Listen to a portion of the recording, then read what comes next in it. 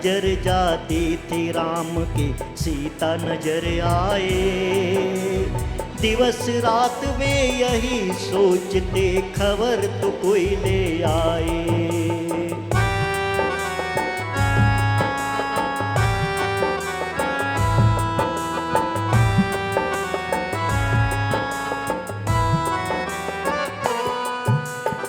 जहाँ जहाँ नजर जाती थी राम की, उन्हें और कुछ भी दिखाई नहीं देता था।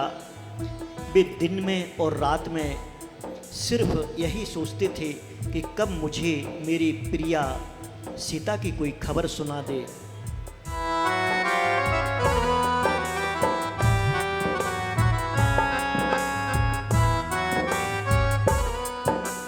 सब कुछ होकर सब कुछ पाकर एक नहीं थी सीता। सब कुछ खोकर राम जी चाहें एक मिले बस सीता। माना मनोहर भोगों में, महामनोहर भोगों में मन उनका लग ना पाए। दिवस रात वे यही सोचते खबर तो कोई ले आए। जहाँ नजर जाती थी राम की सीता नजर आए। दिवस रात वे यही सोचते खबर तो कोई ले आए।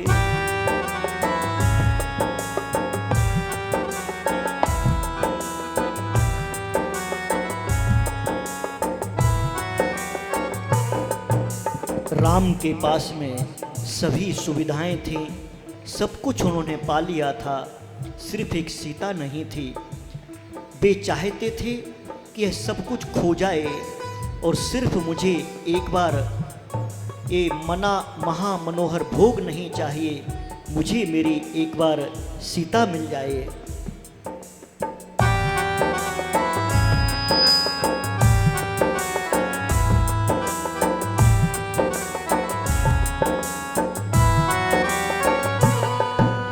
सब सामान भरा पूरा था और था मंगल गान। गीत नृत्य और सुविधाओं संगे उत्तम भोजन पान। सब आराम और विश्रामों में, सब आराम और विश्रामों में मन ना लगे पाए। दिवस रात वे यही सोचते कोई तो खबर ले आए। जहाँ नजर जाती थी राम की सीता नजर आए।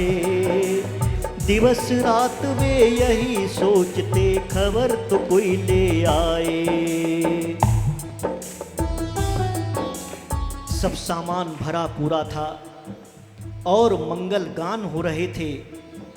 गीत नृत्य और सुविधाओं की कोई कमी नहीं थी, भोजन पान की कोई कमी नहीं थी, आराम विश्राम सब कुछ था, परंतु सिर्फ एक सीता नहीं थी।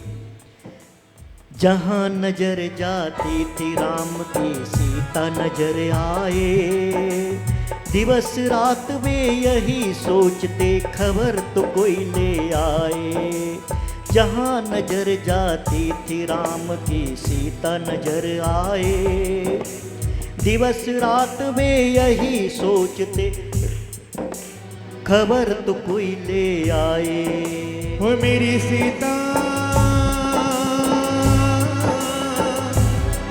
हो मेरी सीता, हो मेरी सीता, हो मेरी सीता। राम ने विचार किया, यह सुग्रीव भी बिना कारण देरी क्यों कर रहा है? सीता का समाचार क्यों नहीं पूछता है, क्यों नहीं बताता है?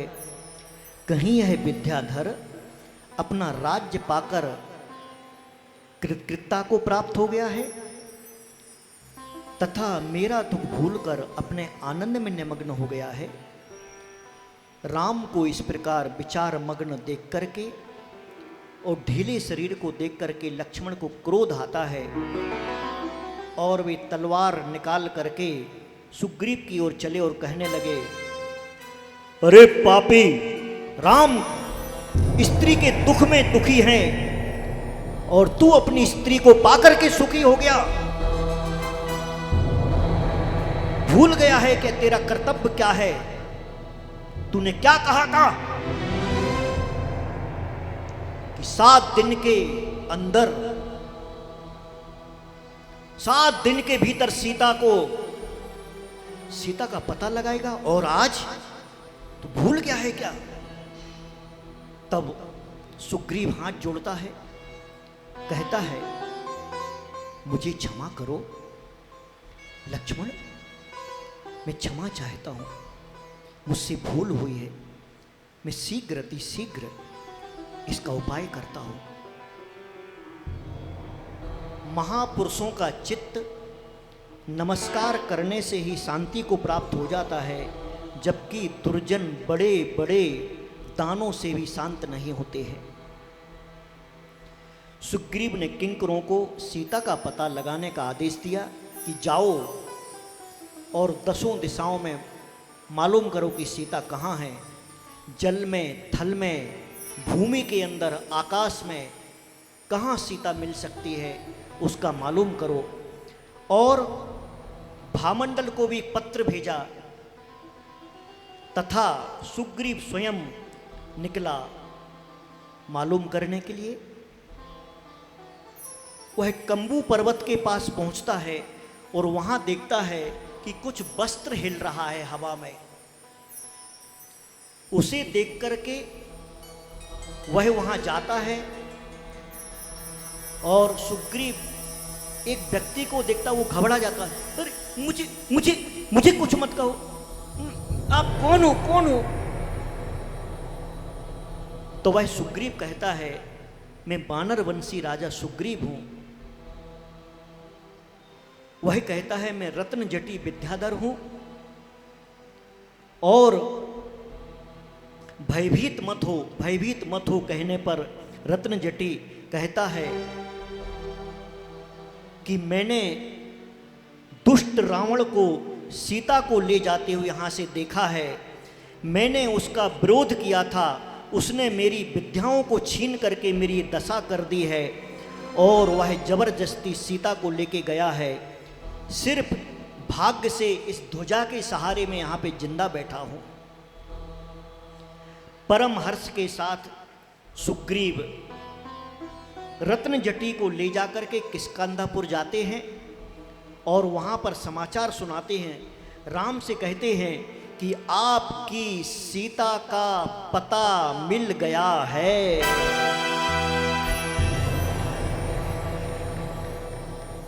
ऐसा सुनते ही जैसे राम को ऐसा लगा जैसे मेरे लिए नया जीवन प्राप्त हो गया है। राम का मुख कमल की तरह खिल जाता है। वह कहता है,